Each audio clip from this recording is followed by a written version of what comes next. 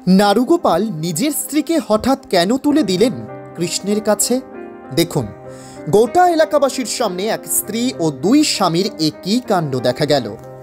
5 বছর টানা স্বামীর সাথে সংসার করলেও এতদিন পরে এসে স্ত্রীর এত ছুকছুকানি কিসের?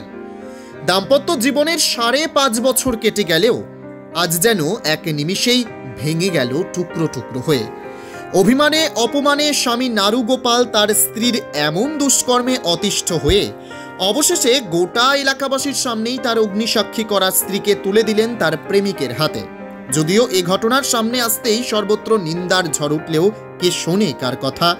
দেখুন, স্বামী থাকা সত্ত্বেও 3 বছর ধরে চুপি চুপি এ কোন দুষ্কর্ম ঘটিয়ে আসছিলেন বউ? নিজের স্ত্রীকে প্রেমিকের হাতে তুলে দিলেন স্বামী। শনিবার এমনই এক ঘটনা ঘটল দুপুর 3টে নাগাদ পোড্ডা গ্রামে। জানা যায়, নিজের স্ত্রীকে প্রেমিকের হাতে তুলে দিলেন স্বামী। ঘটনাটি বীরভূম জেলার ময়ূরেশ্বর 1 নম্বর ব্লকের মল্লারপুর থানার পোড্ডা গ্রামে। নারুগোপাল মণ্ডল নামে এক যুবক, তার বিবাহ হয়েছিল মল্লারপুর থানার সন্দিগারা গ্রামের স্মৃতি মণ্ডলের সঙ্গে। তাদের বিবাহ জীবনে 5.5 বছর পেরিয়ে গেলেও সংসারে অশান্তির জেরে নিজের স্ত্রীকে কৃষ্ণ মণ্ডল নামের রামপুরহাট 1 নম্বর ব্লকের শাকিরপুর গ্রামের এক যুবকের হাতে তুলে দিলেন। জানা যায়, নারুগোপালের স্ত্রী বেশ কয়েকবার তাকে ছেড়ে কৃষ্ণ মণ্ডলের সঙ্গে পালিয়ে গিয়েছিল এবং তার স্ত্রী দীর্ঘ 3 বছর থেকে ফোনে যোগাযোগ রেখেছিল প্রেমিক কৃষ্ণ মণ্ডলের সঙ্গে। নারুগোপাল মণ্ডল ও তার স্ত্রীর একটি 3 বছরের বাচ্চাও আছে বলে জানা যায়। শনিবার স্থানীয় গ্রাম পঞ্চায়েতের মেম্বার এবং 5 জনের উপস্থিতিতে তাদের ডিভোর্স দিয়ে নতুন প্রেমিকের সাথে মল্লারপুর শিব মন্দিরে উভয়ের উপস্থিতিতে তাদের বিয়ে হয় এবং প্রথম স্বামী নারুগোপাল মণ্ডল নতুন প্রেমিক কৃষ্ণ মণ্ডলের হাতে তার স্ত্রীকে তুলে দেন। কাজী আমিরুল ইসলামের রিপোর্ট, HPR নিউজ। তোমার তো স্বামী ছিল, স্বামী তো তোমাকে ছেড়ে দিল, মানে ডিভোর্স দিল না? তুমি ডিভোর্স দিলে? তুমি একে বিয়ে করলে কেন তাহলে?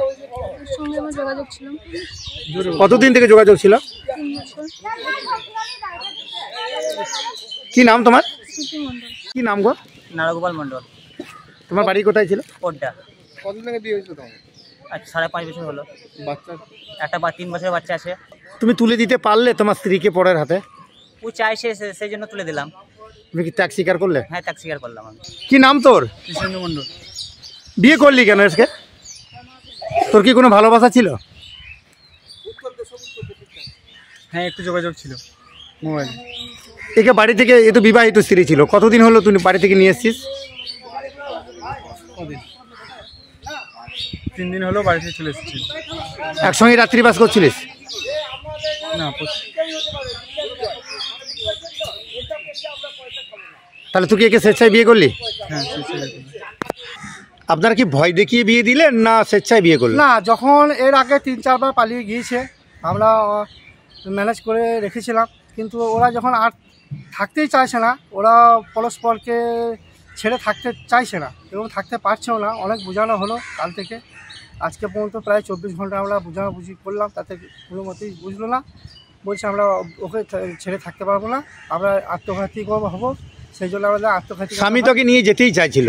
স্বামী তো যেতেই চাইছিল, স্বামীর তো কিন্তু দোষ নাই, স্বামী যেতে চাইছিল, কিন্তু মেয়েটা কোনো মতেই যাবে না এবং ওই কৃষ্ণ ছাড়া বাঁচতে পারবে না। এই অবস্থা আমাদের আর কিছু করার। দাদা, কি নাম আপনার?